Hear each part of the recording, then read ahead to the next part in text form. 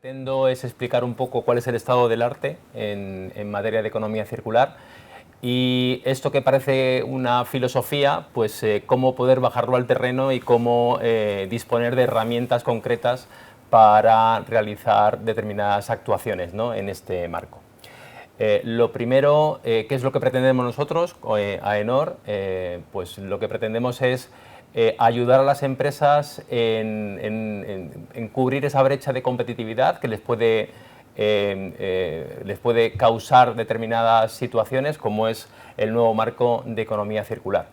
En dos ámbitos. Por un lado, dando, como decía antes, herramientas para que las empresas sepan desarrollar determinadas actuaciones, tener una referencia clara, y por otro lado, con la certificación de esas acciones para que tengan terceras partes interesadas confianza, ¿no?, en los logros por parte de las organizaciones. ¿Cuál es el estado del arte? Bueno, pues arrancamos en el año 2015, final del 2015, donde en Europa se aprueba el paquete de economía circular. Se aprueba y se revisa un paquete ya existente, porque en un primer momento aquel paquete de economía circular trataba solamente temas de residuos y se quiso enfatizar con también actuaciones en la parte preventiva, en la parte del diseño, que luego comentaremos más en detalle. A partir de ahí, los Estados miembros han tenido que ir bajando al terreno estas directrices, de las cuales, como he comentado, surgieron a finales del 2015 por parte de la Unión Europea. Y ha habido como tres grandes movimientos a nivel digamos, europeo y a nivel de España como Estado miembro. Por un lado, el desarrollo de la estrategia nacional, que está en modo todavía de revisión documental de los comentarios que ha habido durante la fase de información pública. Por otro lado, también a nivel nacional, el desarrollo de un pacto de economía circular, donde se han inscrito más de 350 organizaciones de todos los sectores y donde ahí particulariza ya una primera aproximación, bastante buena, por cierto, de acciones concretas que las organizaciones se pueden acometer. Por otro lado, en el ámbito de sus competencias, las comunidades autónomas también están o han ya desarrollado estrategias particulares. Así ha sido el caso de Extremadura o ha sido el caso de Murcia, que recientemente la ha aprobado, o otras comunidades que están trabajando en ello, como es el caso de Castilla-León o País Vasco. Y por último, y no menos importante, determinados sectores que se han establecido por parte de la Unión Europea como sectores prioritarios, están desarrollando sus propios compromisos, sus propias directrices para avanzar en ese camino. Es el sector, por ejemplo, del plástico, que es probablemente el que más activo está ahora mismo, o el sector de la construcción o el agroalimentario, que son también sectores prioritarios. Otro de los mensajes que yo quiero también lanzar es que, como en otras ocasiones, la Unión Europea es puntera en determinadas actuaciones. Recordemos, por ejemplo, el tema de cambio climático hace ya algún tiempo, pues en el caso de economía circular también está ocurriendo. Y las actuaciones que están dando aquí, las directrices que están emanando de la Unión Europea, están yendo rápidamente hacia otros países de la OCDE, es el caso de Chile, que luego se comentará, donde ya se están trabajando activamente en políticas también de economía circular. Chile, Perú, México tal vez un poco menos, pero sí en el ámbito de la TAM como espejo de lo que está ocurriendo aquí en Europa. El cuarto mensaje que también quiero lanzar es que, ya lo he iniciado un poco al comienzo, hay que bajar de la filosofía, ese nuevo paradigma, bueno, la economía circular, en fin, todas esas cosas que se van comentando, a acciones concretas.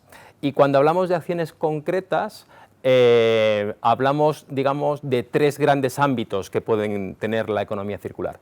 Por un lado, y no lo voy a decir en orden ni de importancia ni de ninguna otra forma, tres ámbitos a igualdad de importancia según qué sectores. El ámbito preventivo, donde temas como el ecodiseño, como el análisis de ciclo de vida, como las etiquetas ecológicas, como la revisión, como decía antes, ¿no?, en el concepto de los productos o de los procesos, es muy importante para poder avanzar hacia una economía circular. Un segundo ámbito que yo diría el ámbito de la ejecución, de la valorización, y allí entramos en dos grandes subámbitos a su vez, que sería el ámbito de los residuos, muy importante, no cabe menor duda, pero también muy importante el ámbito de las materias primas secundarias. Nosotros pensamos que mientras no haya un mercado bueno de calidad de materias primas secundarias, pues la economía circular pues tampoco triunfará, ¿no? Y el tercer ámbito, que en algunos países tiene su relevancia, España es uno de ellos, es el ámbito del agua, el ámbito de la reutilización del agua, el ámbito de la consideración del agua como un recurso particular, ¿no? También su relevancia. ¿Qué hacemos en AENOR? Como decía, AENOR quiere poner encima de la mesa herramientas de certificación, ya sean a través de normas existentes, ya sea a través de disposiciones legales que se han publicado, ya sea a través de esquemas particulares que desarrollamos para dar respuesta, ¿no? He comentado temas de ciclo de vida y hay herramientas para las empresas que quieren trabajar en temas de ciclo de vida. He hablado de ecodiseño y hay normas que hablan sobre ecodiseño, sin desmerecer y evidentemente tener todo el énfasis que debe tener las etiquetas ecológicas que proceden de la Unión Europea. Cuando hablamos de residuos, hablar de poner en valor que las empresas estén valorizando residuos, esto es que tengan como fin último minimizar la presencia de esos residuos en vertedero, en depósito, y que en esa jerarquía de residuos pues trabajen sobre ello. Luego se va a hablar un poquito más en detalle a través de mi compañero José Sevilla sobre esta situación, y nosotros hemos desarrollado un esquema que se llama Residuo Cero, que trabaja sobre esto, da herramientas para que las empresas actúen. Materias primas secundarias, hay referencias por parte de la Unión Europea para determinados residuos y por parte de España como digamos, Estado miembro y como competencias a nivel ministerial está desarrollando también referencias para determinados residuos. Y por último, en materia de economía circular, la parte de agua, también hay referencias a través de huellas hídricas o referencias para trabajar sobre la reutilización del agua, que es un bien también relevante. Con esto quería dar una serie de mensajes simplemente a título general del estado del arte y de cómo bajar al terreno las acciones por parte de las organizaciones, acciones concretas por parte de las propias organizaciones. Muchas gracias, José. Ahora la doctora Viviana Letelier nos va a contar esa visión que tiene ella de lo que está ocurriendo ahora mismo en Chile y en general en América Latina con esta estrategia. Sí, bueno, principalmente voy a enfocarme un poco en el área de la construcción porque es el área en la que yo trabajo. En Chile estamos de alguna forma comenzando con el tema de la economía circular, pero se está comenzando con bastante fuerza, se están moviendo distintas normativas. Desde el 2016 comenzó a regir la ley de la responsabilidad extendida del productor, donde se eligieron 6 residuos prioritarios, aceites, aparatos electrónicos y eléctricos, envases y donde estaba el plástico dentro medio, neumáticos, baterías y pilas, que se eligieron principalmente considerando consumo masivo, un volumen importante, residuos peligrosos y que fueran factibles de reutilizar. Desde ahí, digamos que han comenzado a moverse un poco más las políticas y normativas que se están realizando en este momento en Chile, porque no es que no existieran, pero no había como una regularización que de alguna forma pudiese controlar que las empresas realizaran este tipo de, por ejemplo, declaración de residuos, trazabilidad, todo este tipo de desde el punto de vista de la construcción, también en el 2016 la Corporación de Fomento construye 2025, que es la que está como de alguna forma responsable o encargada de plantear estas estrategias a nivel nacional para una edificación sustentable. de donde han partido, digamos, primero por reconocer las brechas que existen, tanto, o sea, tenemos, por ejemplo, una declaración de residuos del 2010 en la que nos basamos todos, o sea, y que también es media, no se sabe hasta qué punto es tan certera, que declara que tenemos una disposición de residuos de casi 17 millones de toneladas al año, de estas son 10 principalmente industriales, 6 que son municipales, de las 10 que son industriales prácticamente un 35% es de construcción, no, un 35% de residuos sólidos, y de estos residuos sólidos más o menos un 23% de construcción, un 40% de residuos industriales. Esas son como más o menos las cifras. Lo que sabemos en la realidad es que residuos tenemos muchos y que en este momento todavía tenemos mucho por hacer.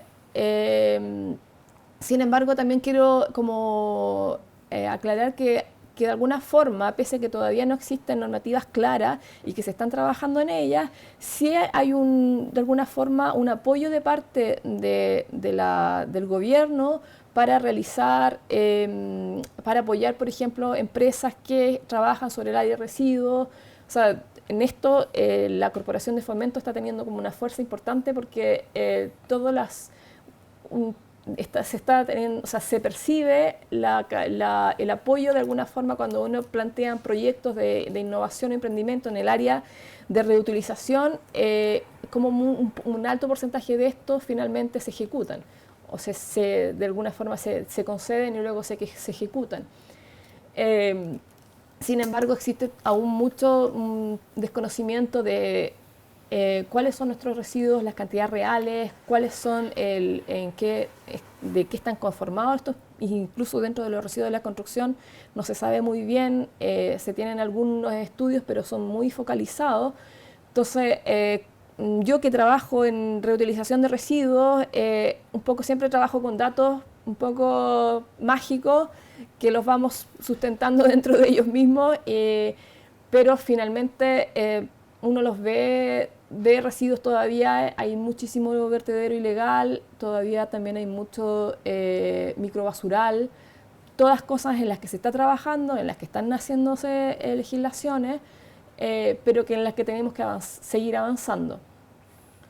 También estamos trabajando efectivamente, se plantearon estrategias y, con respecto a los temas que decías tú de economía circular, en el ámbito de la construcción, que consideran el análisis de ciclo de vida, la disminución de residuos, se está potencializando el uso de elementos prefabricados que de alguna forma aumenten la productividad y disminuyen la cantidad de residuos, se está trabajando en la capacitación, en la creación de normativas, o sea, hay un trabajo. En este momento me parece que a nivel político hay una voluntad, hay distintos convenios interministeriales para poder trabajar sobre estas líneas como estratégicas dentro del área de la construcción. Por lo tanto, falta desde mi punto de vista un poco más apuntar hacia la regularización y de alguna forma que se creen ciertos tipos quizás de incentivos o de multas a las empresas que no están de alguna forma cumpliendo con estas normativas incipientes que se están generando. A nivel personal, dentro de lo que hacemos en la Universidad de la Frontera, lo que yo trabajo son reciclaje de materiales constructivos. Inicialmente comencé con residuos de hormigón para trabajar en áridos reciclados. En Chile no está permitido el uso de áridos reciclados como por las normativas técnicas. Entonces lo que yo tuve que hacer, más bien lo que tuvimos que hacer ya como equipo, fue trabajar para poder igualmente utilizar estos áridos reciclados, pero que cumplieran con normativas. Es decir, tuvimos que mejorar la calidad del árido reciclado, crear un proceso que me permitiera tener mejores características de este árido para que, si es que yo lo utilizo principalmente como base y subbase de carretera, que es lo más fácil en lo que se puede utilizar, se cumpla con la normativa pese a que sea un árido reciclado.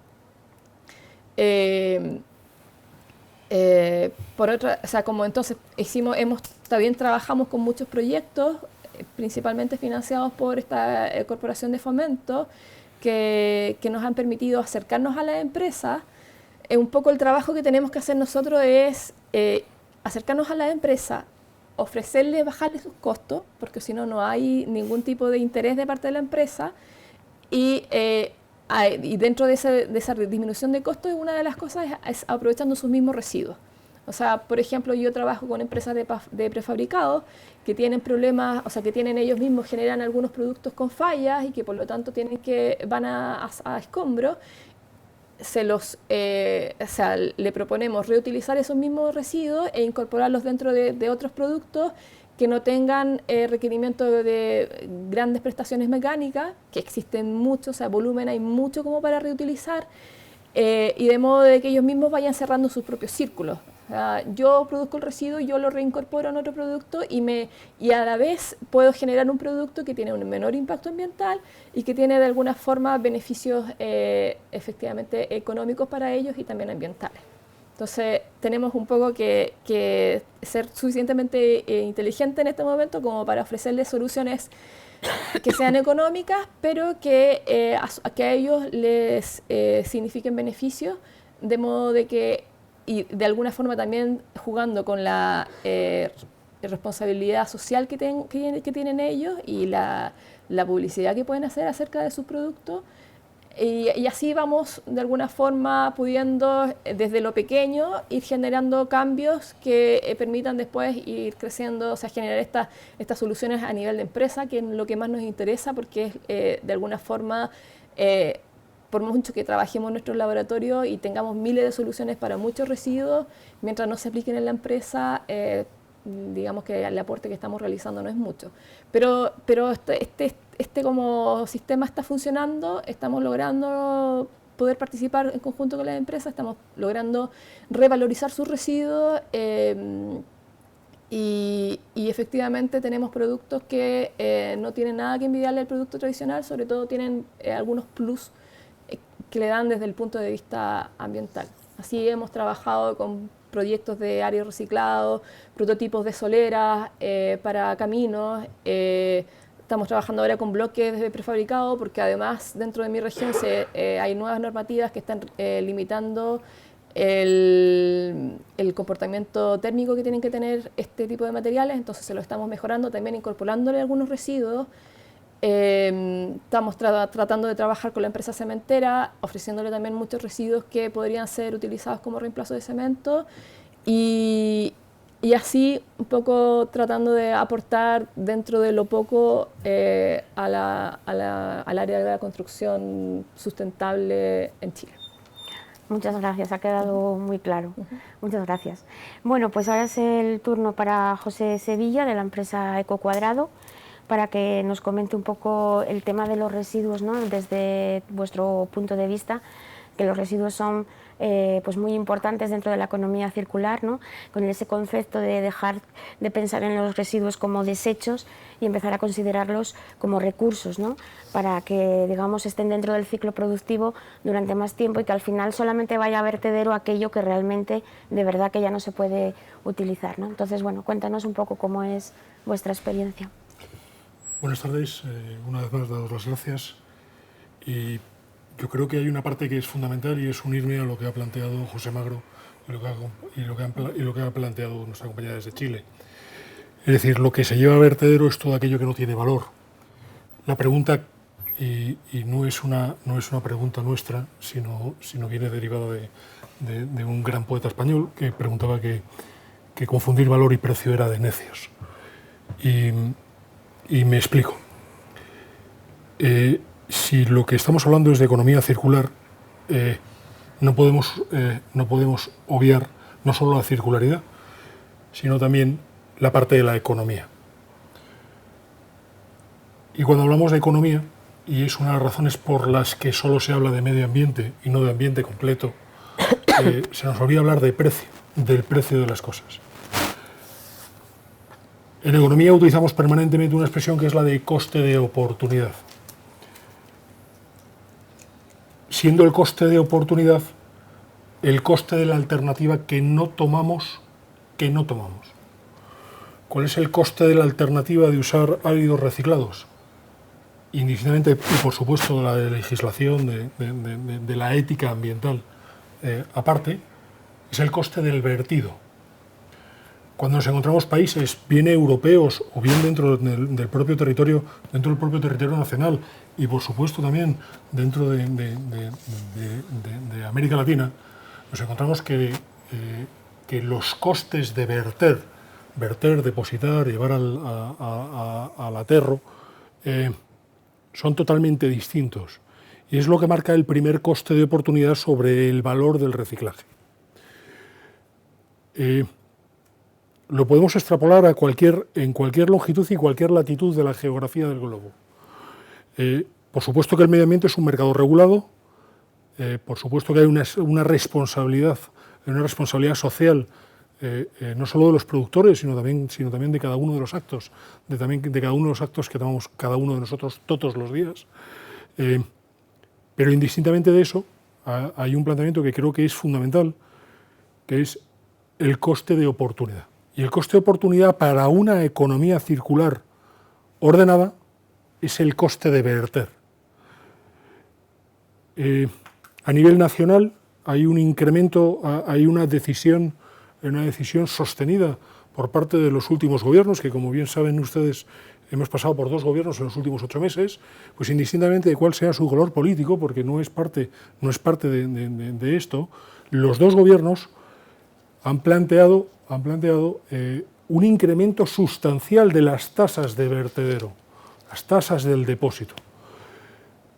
Es eso lo que da origen a una economía circular ordenada y sana.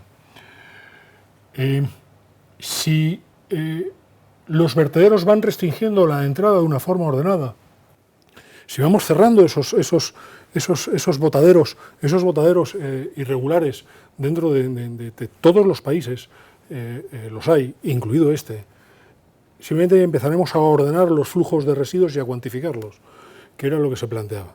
Una vez cuantificados, seremos capaces de saber qué es lo que tenemos dentro de ellos, qué fracciones plásticas, qué fracciones metálicas, qué fracciones de áridos tenemos dentro de nuestros residuos. Y una vez planteado, seremos capaces, a nivel nación, sean ustedes la nación que sean, de ordenar las posibilidades de recuperación. Si es gratis tirarlo al suelo, olvídense de la economía circular. Es importante. Es decir, las cosas se hacen de una forma ordenada a raíz de un coste de inicio. Por supuesto que la legislación, por supuesto que aquel que incumpla la ley tiene que pagar por ello. Pero deberíamos cuestionarnos cuáles son nuestras tasas de verter y qué se hace con aquellos que vierten irregularmente. Para que la economía circular realmente permita insertar dentro de los procesos productivos, de una forma ordenada, no residuos, sino materias primas, ¿de acuerdo? Existen un montón de definiciones, tanto a nivel nacional como a nivel internacional, sobre qué es un residuo. Y nosotros siempre recordamos una película de Tom Cruise en la que aparece como agente deportivo, gritando por teléfono, "Show me the money". Es decir, si hay precio en el subproducto, seremos capaces de insertarlo en la economía productiva.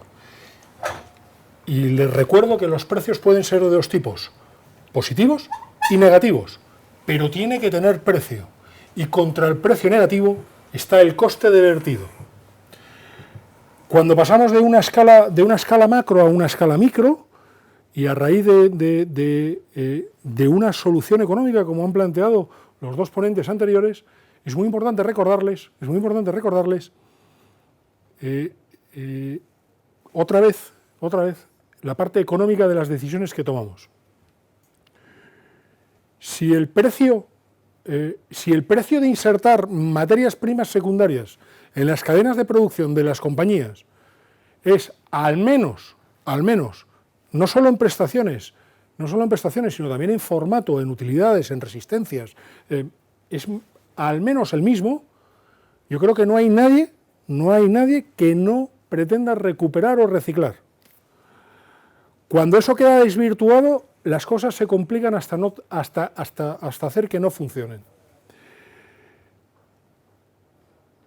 Si siempre hablamos de los residuos, siempre da la sensación de que hablamos de que se pierde dinero, que se pierde harta plata, pero no es cierto. Los residuos debidamente ordenados,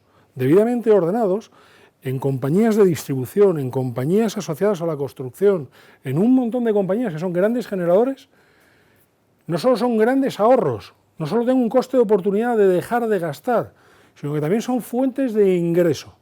Sistemáticamente se repite que todas las compañías que tienen una política ambiental correcta pierden dinero, y no es cierto. Lo importante es que todas las partes en la cadena de producción estén obsesionadas con una cosa, y es hacerlo ambientalmente bien. Ambientalmente bien es segregar adecuadamente, es compactar adecuadamente y es valorizar adecuadamente.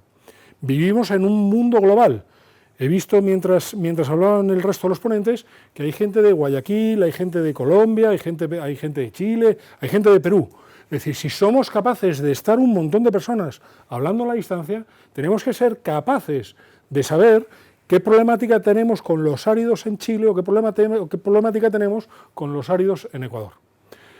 En la medida en la que los transportes con un efecto de huella de carbono por transportarlo sean relativamente bajos, somos capaces de moverlos en cualquier punto y en cualquier posición del planeta. Entonces creo que es importante que no tengan la menor duda de que la economía circular es una economía rentable, que las empresas que toman decisiones asociadas a adecuar procesos productivos de una forma limpia, de una forma ordenada, y cuyo objetivo último es la segregación y la obtención de valor, se puede hacer a través de la economía circular y a través del residuo cero. Con el equipo de AENOR estamos en un montón de batallas diarias, donde lo que hacemos es que las compañías no viertan.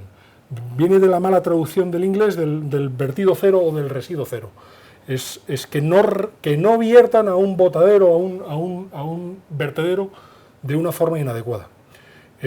Y creo que el objetivo último es que piensen que seguramente sus nietos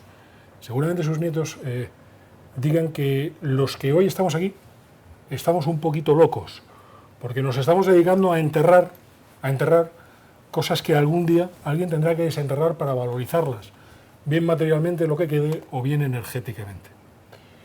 Y sin más, pues darte las gracias por la invitación otra vez más.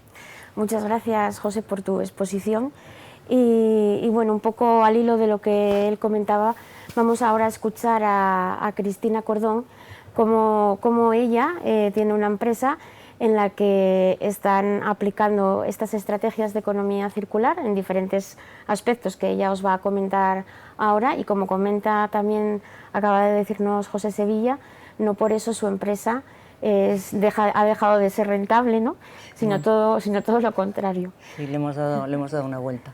Bueno, ITV Ice Makers es una fábrica, una pyme española, una empresa familiar que exporta cerca del 80% fuera de España, y nosotros fabricamos máquinas de hacer hielo, sea el hielo en cubitos o el hielo que nos encontramos en pescaderías, puertos, cementeras. O sea, fabricamos las máquinas que luego producen el hielo. Esto es un poco ejemplos de cubitos que nos vamos a encontrar en todo el mundo, pues el típico hielo americano del fast food, cubitos grandes en algunos países, con agujero, pues 14 tipos diferentes de hielo. Ya con la creación, la construcción de nuestra última fábrica, ya tuvimos un punto pensando, y fue hace ya en el 2003, hacerla sostenible.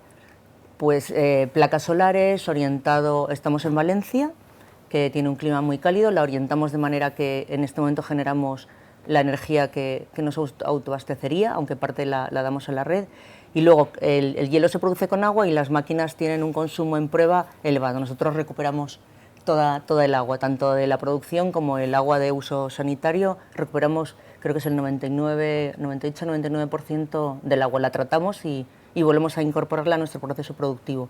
Y son muchísimos metros cúbicos de agua porque las máquinas las probamos.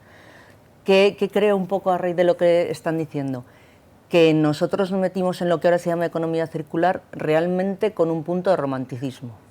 No, al ser una empresa familiar, pues las decisiones no dependían de los accionistas ni de un consejo de administración, y entonces hubo un punto de decir, ¿en qué creo yo? Pues yo creo las máquinas de hielo, porque el grueso de las máquinas de hielo, que son las de hostelería, las de hacer cubitos, las que nos encontramos detrás de una barra de un bar, en una discoteca, tienen el aspecto, para que se hagan una idea, de un lavavajillas o de una lavadora. Entonces es un cajón cuadrado de acero inoxidable. No tiene la parte fashion de un teléfono móvil que yo quiera cambiarlo por moda. Entonces empezamos a pensar cómo fabricar para que las máquinas tuvieran una vida prolongada, las mandáramos a donde mandáramos. Entonces, primera decisión, que ahora se llama ecodiseño, pero formó parte de hace muchos años de algo que nos parecía razonable. Una manera muy fácil de fabricar una máquina de hielo o un electrodoméstico es que con el aislamiento tú unes las piezas. Entonces el aislamiento, que es un espumante, ahora se utilizan espumantes con agua que son más ecosostenibles, pero los anteriores eran con gases que eran perjudiciales, con alto potencial índice de perjudicar a la atmósfera, pero eso era muy económico. Tú inyectas y entonces unes piezas de la máquina, ¿no? Es como si fueran las paredes del lavavajillas con la parte dentro del lavavajillas. Claro, esto es más económico. ¿Qué hace esto? Pues que si en el transporte tiene un golpe la máquina o en un momento dado la quiero reparar, no la puedo reparar, la tengo que tirar porque no soy capaz de desmontarla y volverla a montar. En el origen de nosotros decidir que haríamos por piezas separadas, aunque en mano de obra es mucho más tiempo, la máquina es mucho más cara, no fue porque no era un ecodiseño en su origen, fue simplemente porque al exportar muchísimo empezamos a pensar qué sucedía al cliente que recibía una máquina en Chile o en cualquier país y tenía un golpe de transporte o la máquina se averiaba. Entonces toda nuestra apuesta fue, nosotros empezamos a exportar hace muchísimo tiempo y con una fidelidad de nuestros clientes muy fuerte, porque les damos herramientas para que la máquina ellos la pudieran tener más tiempo, la repercusión del transporte de una máquina de sustitución, las piezas que había que mandar. Entonces ese fue el origen. Y eso nos creó una forma de pensar que ahora es ecodiseño, pero que en el origen solo era, pues somos una empresa pequeñita, estamos en España, estábamos en Valencia, que nadie sabía ubicarnos en el mapa, y dar un valor añadido. ¿Qué ocurre? Que eso ha ido desarrollando una forma de pensar en nuestro equipo de I+D. Por ejemplo, ahora nos compramos un microondas, el microondas se avería, nadie repara un microondas. Cogen el microondas y te lo cambian y no se plantean nada. Nuestra manera de pensar es que nuestras máquinas duren muchísimo tiempo y hacer piezas y manera de repararlas, que las piezas además se puedan encontrar en destino, buscar piezas estándar que permitan una vida, pues, de una máquina de hielo que pueda ser 20, 25 años solo reparándola, sin una actualización. Y claro, dices, pero entonces, ¿cuál es vuestro objetivo como negocio? Porque hay que ganar dinero. ¿Qué hemos hecho? Bueno, le fidelizamos al cliente. Al fin y al cabo no tenemos precio como puede tener una fabricante chino, ni cantidad de unidades como puede ser un gigante de una multinacional americana. Nosotros tenemos que darle un valor a nuestro partner, esté donde esté. ¿Cuál es nuestro valor? Que nuestra máquina es reparable, que tiene una durabilidad en el tiempo. Hemos estado trabajando, que ahora es como muy fashion. Nosotros empezamos a hacer piezas en 3D para piezas de reparación. Esto es una pena que no podáis ver una máquina, pero si algún día vais a un local de copas, abrís una máquina de hielo y metéis la mano, esta es una pieza que se suele estropear. ¿Qué hacemos? Le mandamos a nuestro cliente el plano y nuestro cliente, esté donde esté, se lo puede imprimir.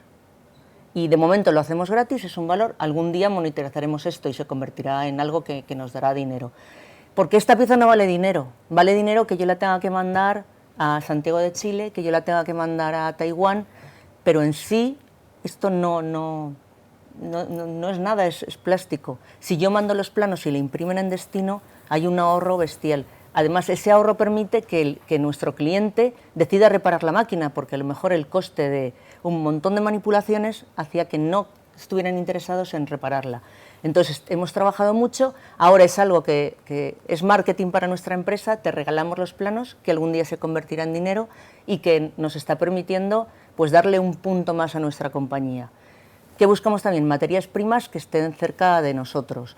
Nuestra máquina de hielo no tiene el atractivo que pueda tener un teléfono móvil, con lo cual la permanencia en el tiempo es mayor porque no tienes el input o la necesidad de cambiarlo, es algo que está debajo de la barra o en un office en una pescadería o en un puerto, con lo cual la parte estética no hay valor en la parte estética, quizás aparte de la etiqueta en algunos casos no tiene.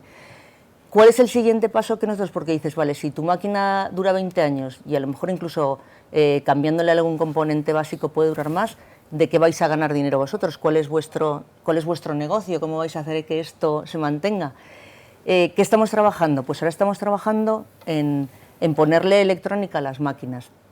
Placas electrónicas que nos permitan ubicarlas y que nos permitan controlarlas, o a nosotros o a nuestro partner en cada parte del mundo, o incluso si es una cadena de franquicias que tiene una distribución mundial, pongamos un ejemplo que conozcamos todos de Starbucks o una cadena de hamburguesas, que tiene máquinas repartidas por el mundo, que la máquina le informe.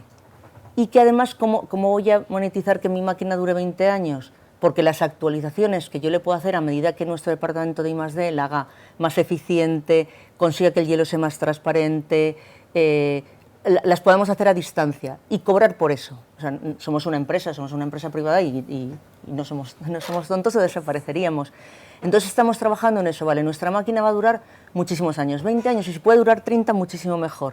¿Qué le va a pasar? La máquina es de acero inoxidable, que es más caro que hacerla de otro componente, sobre todo cuando escalas, pero el acero inoxidable va a durar muchísimo más. O sea, el acero inoxidable bien mantenido va a durar. Los componentes de dentro vamos a poder o imprimirlos en destino o ser componentes muy estándar y que además no tengan subcomponentes que sean muy contaminantes. Y el valor es poder actualizar a distancia la máquina y yo vender esa actualización. O incluso, esta rejilla ya es una evolución. Al principio eran unas varillas, como puede ser, a ver, las varillas del cesto de un lavavajillas. Entonces eso hacía mucho ruido porque el agua en una máquina de hielo, pues aunque no lo parezca, acaba haciendo ruido y esto hace menos ruido. Bueno, pues yo te cambio los planos de la pieza y te cobro por esa actualización y la máquina hace menos ruido que en algunos locales o incluso nosotros vendemos mucha máquina de hielo para hospitales, para trasplantes, para hielo en laboratorios, en sitios que se pide calma. Pues esta rejilla hace menos ruido. Si yo le digo a un cliente nuestro que es un laboratorio, cambiar la rejilla de las máquinas que tengáis en sitios donde la contaminación sonora es importante y yo le mando el plano de esto, ellos pueden mejorar la máquina y yo le cobro por esto y la máquina sigue durando, va mejorando y nosotros ganamos dinero, el equipo de I+D gana dinero, la fábrica gana dinero y podemos seguir en ello. Y algo que empezó un poco por el romanticismo de es que da pena tirarla, es que da pena que una máquina que solo le falta un componente acabe, sea en un vertedero o sea perfectamente despiezada, pues ¿por qué tiene que desaparecer por algo que no ha acabado con su vida útil? Nosotros creemos que se convertirá en un negocio también para la compañía y que nos permitirá estar más tiempo en el mercado y crecer en el mercado. Y en esa línea es en la que estamos trabajando.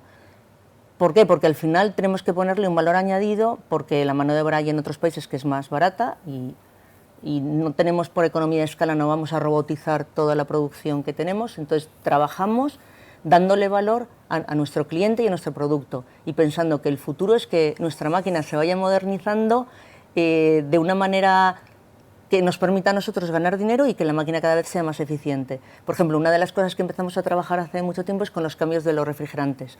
Hay una legislación que va cambiando y va restringiendo los refrigerantes, tanto del aire acondicionado, con propanos, recuperación de refrigerantes. ¿Qué es lo que hicimos nosotros? Empezar ya a diseñar las máquinas de manera que el cambio de refrigerante no repercutiera en la producción de la máquina.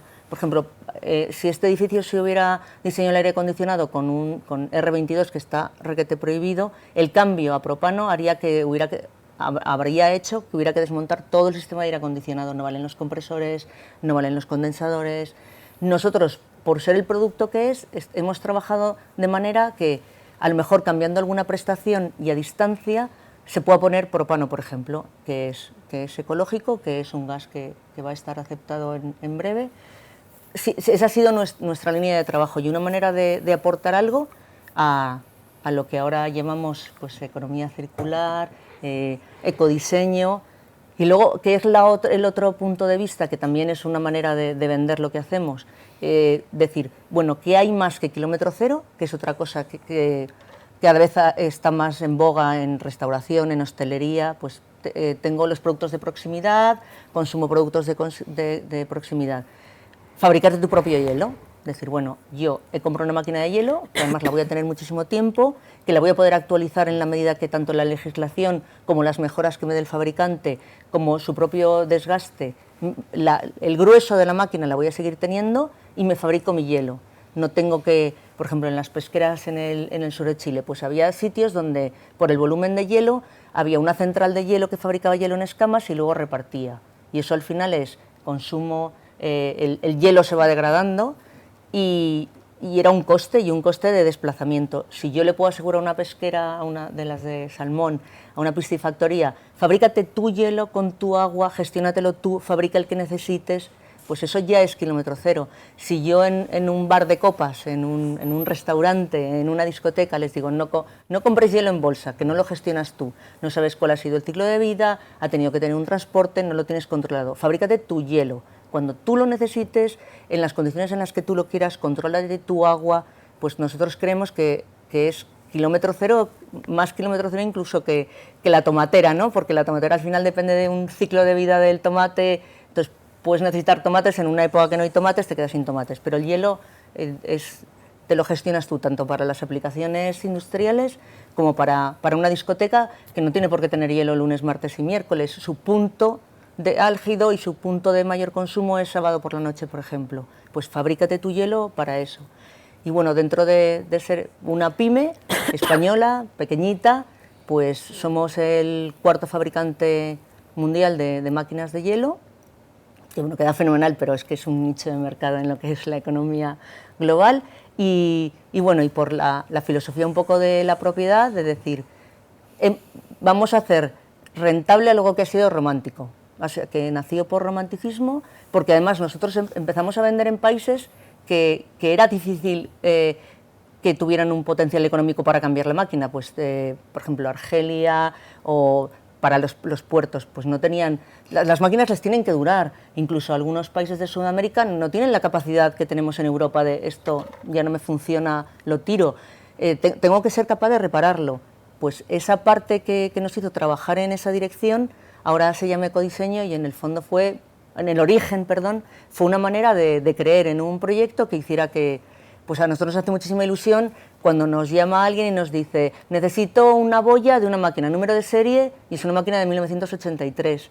Y tenemos la boya porque hemos hecho, o sea, las evoluciones de las máquinas las hemos hecho para que sean compatibles. Y entonces le podemos suministrar la boya y un trozo de plástico que se parece a esto, lo sigue teniendo una máquina del 82, pues ahora a lo mejor la rosca es mejor, pero las dimensiones las hemos hecho que sean compatibles para que se pueda siempre reparar nuestra máquina y nos llame un cliente de donde nos llame, nos mande un email, nos diga, tengo esta máquina, que a lo mejor la máquina como tal está descatalogada, sus componentes no están descatalogados. Y eso es un poco lo que yo he querido contaros, ¿no? La aplicación de todo esto en una pequeña pyme española fabrica máquinas para hacer hielo.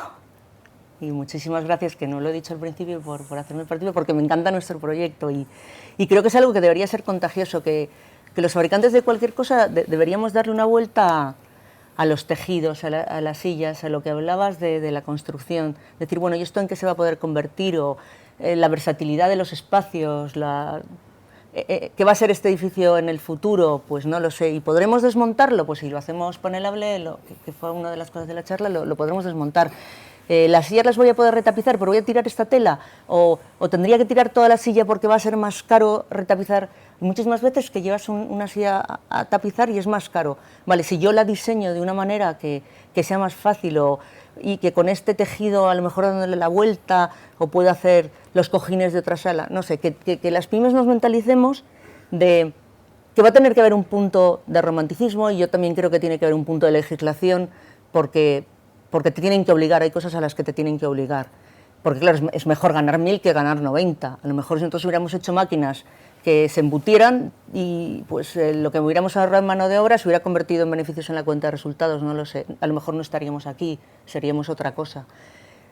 Creo que tiene que haber una parte de legislación porque todas las empresas no lo tienen tan claro, que cuesta mucho porque debería ser una legislación global, fábricas para todo el mundo, y que al fabricante de esta silla o a nosotros nos obligaran en unos países y en otros no, pues no deja de ser, entre comillas, una injusticia o convertirte en menos competitivo. Creo que se tiene que trabajar en global para que tú, en local, fabriques con esa visión. Y me encantaría que esto fuera contagioso y que todos los que nos estáis escuchando vierais en vuestro futuro, en vuestra forma de trabajar, las oportunidades que os da, no solo por legislación, o no solo porque me lo creo, porque el día de mañana, porque la naturaleza, sino porque nos da muchísima pena tirar las cosas, muchísima pena. Si puedo creerme que quiera cambiar de bolso o de zapatos, tampoco voy a ser aquí una defensora o un Quijote o un Robin Hood. Hay cosas que las quiero cambiar, pero cosas que no tienen un componente emocional, pues las sillas de esta sala, esta mesa, una máquina de hielo, a lo mejor una cámara de fotos. Trabajemos y mentalicémonos de que pueden durar muchísimo tiempo, tanto como esa máquina que es o como algo en lo que se pueda convertir en el mañana. El tejido de esta silla pueden ser cojines de otra cosa, podrá ser una cortina, podrá ser una camiseta, y eso lo apliquemos en nuestro trabajo del futuro. Y bueno, eso era lo que quería contagiaros un poco. Muchas gracias, Cristina. Un ejemplo muy, muy gráfico que, como dices, yo creía que era importante que lo contaras tú en primera persona, porque tienes esa pasión a la hora de contarlo, y que sirva, como dices, de ejemplo, ¿no? y que más empresas pues de diferentes sectores hagan un poco de benchmarking en ese sentido y se vayan como fijando, ¿no? En que, bueno, qué están haciendo otros de mi mismo sector que lo están haciendo mejor y no por ello pues están perdiendo dinero, ¿no? También estoy de acuerdo contigo en el que tiene que haber un punto de legislación, de un poco de obligación, ¿no? Y en eso ahora, bueno, José, seguro que tú también sabes también que están saliendo directivas en contra de la obsolescencia programada, que aquí se están, bueno, transponiendo como reales decretos, un poco en esa línea, ¿no? Un poco vamos a dejar de comprar aparatos que luego tengamos que tirar porque sea más caro repararlos que comprarte uno nuevo, ¿no? Entonces, bueno, ahí pues ese punto también de legislación. Y en cuanto a la ropa, también es algo, a mí el residuo textil es algo que personalmente me hace reflexionar mucho. No sé qué pensáis vosotros también, por la cantidad, yo creo que de toneladas, ¿no? Que se mueve realmente, de ropa que vamos renovando, y hay asociaciones como Humana que bueno, que tienen ahí su punto de, pues o bien lo reutilizan o bien lo reciclan, y con ello, bueno, contribuyen también mucho a la disminución de las emisiones de gases de efecto invernadero, ¿no? Entonces, bueno, aquí hay muchos puntos en los que, donde se puede actuar, ¿no? De alguna manera. No sé si entre vosotros queréis comentar alguna cosa o algo que haya suscitado alguna pregunta entre vosotros a lo largo de la charla. ¿No? Yo creo que ha habido al final casi un común denominador que creo que hay que poner en valor, que es el tema de la innovación, es decir, la oportunidad que ofrece la economía circular en este sentido. Es decir, que de alguna manera la imaginación para un sector, para una empresa, siempre hay posibilidad de pensar en el concepto del producto que yo tengo, del servicio que estoy prestando, para, bueno, en su ciclo de vida, bueno, cómo puedo adelantarme a los posibles impactos posteriores, ¿no? Y ya poner en disposición, haber tenido en consideración eso, es decir, qué voy a hacer después con, o qué posibilidades se ofrecen después con, ¿no? O sea, me parece el caso que has comentado, vuestro caso, me parece que cumple con todas las premisas de lo que sería el concepto puro de economía circular, ¿no? Como tal. Sí, exacto. Sí, yo, bueno, no sé qué opináis vosotros, yo, bueno, estás a veces en algunos foros y en una ocasión, bueno, pues allí se planteaban por qué, si todo es tan bueno, ¿no?, dentro de la economía circular y produce beneficios, pues eso, digamos, en estas tres componentes del desarrollo sostenible, ¿por qué no se aplica de una manera más generalizada, ¿no? Y allí se hablaba de unas barreras, ¿no? Y decía, bueno, es que existen unas barreras. Mencionaban unas barreras que yo os las voy a plantear, si vosotros estáis de acuerdo también con ellas. Una era una barrera pues, relacionada con la fiscalidad, con la otra barrera política legislativa, y luego otra barrera que a mí fue quizás casi la que más me hizo pensar, una barrera como consumidores.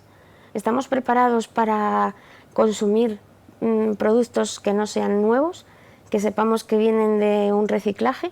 Eso es un poco lo que os quería plantear, si como sociedad estamos también maduros para poder aprovechar esta economía circular. No sé cómo lo veis.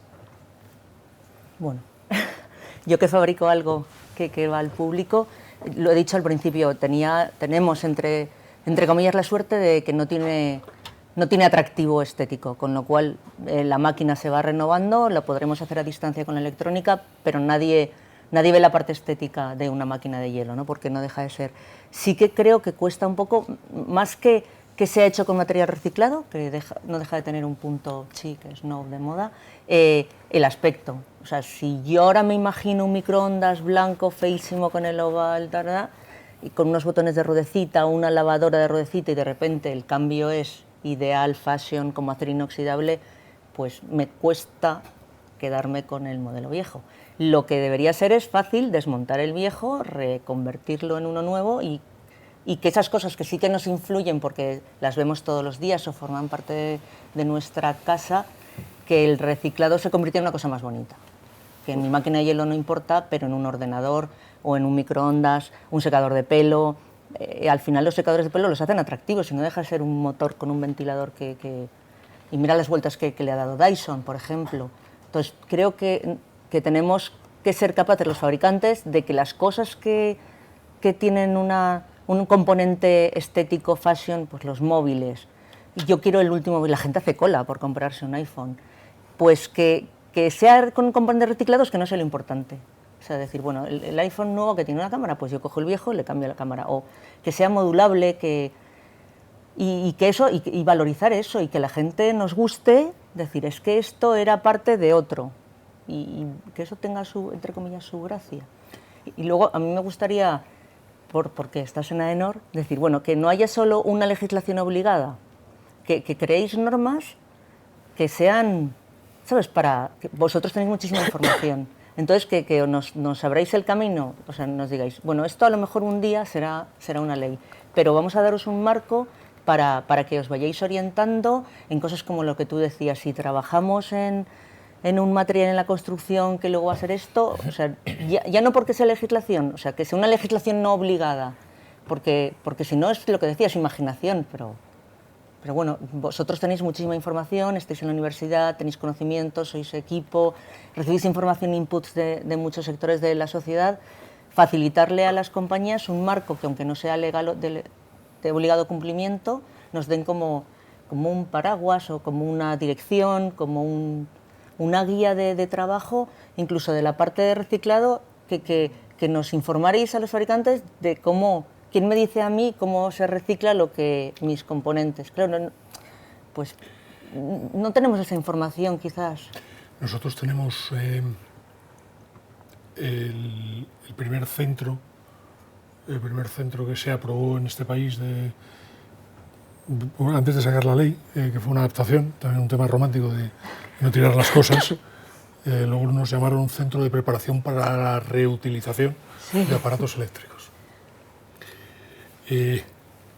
Lo tenemos, además trabajamos con personas 100% del equipo son personas en régimen de exclusión social. Reparamos para un montón de compañías aparatos que teóricamente no funcionan, ¿de acuerdo? El aparato que teóricamente no funciona lo hacemos que funcione exactamente con las mismas piezas, al menos con las mismas piezas o superiores, y se lo volvemos a devolver a esa compañía. El mismo aparato, a veces hasta con el mismo embalaje. Es decir, alguien dice que lo ha probado, hay un fallo de origen, hay un fallo del importador chino, vietnamita, entonces no funciona. Arreglamos el termofusible o arreglamos lo que haya roto, le ponemos exactamente el mismo, se lo devolvemos a la compañía con el embalaje original, pero es un producto reacondicionado. La ley nos exige decir qué son las piezas que le hemos cambiado, ¿vale?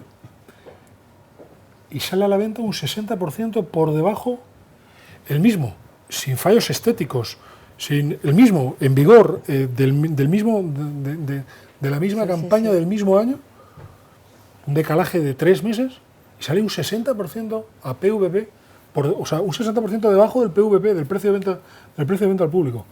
El mismo, comprobado, verificado. Con la garantía que... Con la garantía de la misma garantía de la compañía, simplemente que además normalmente lo que hacemos es un upgrading de las cosas que se estropean, ¿no? Si viene con un termofusible de no sé cuántos, le ponemos el fusible superior, para no tener problemas, para no tener que volver a ver ese aparato nunca más. O sea, nuestros aparatos son mejores que los de la compañía. Del fabricante. Bueno, 60% por debajo del precio, es decir, entonces bueno, pues hay un matiz asociado a la segunda, a esa reparación, sí. Que tiene que ver, yo creo que algo con la estética, pero también algo que ver con la cabeza, con ¿no? la, O sea, sí, con la conciencia, sí. ¿sí? Entonces, bueno, pues bueno.